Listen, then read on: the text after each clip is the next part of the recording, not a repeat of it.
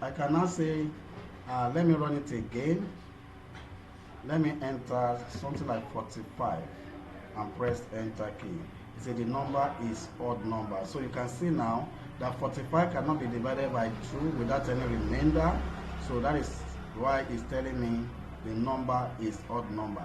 What it just did was it checked what we just put in and compare if it can be divided by 2 without any remainder. So if it can be divided by 2 without any remainder, it says the number is even number. But if it cannot be divided by 2 without any remainder, then the number is odd number. I'm sure that is clear enough for every one of us.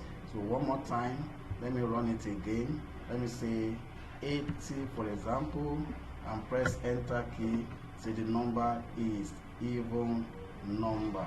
So let me click it again and say 17, for example, and then press enter key.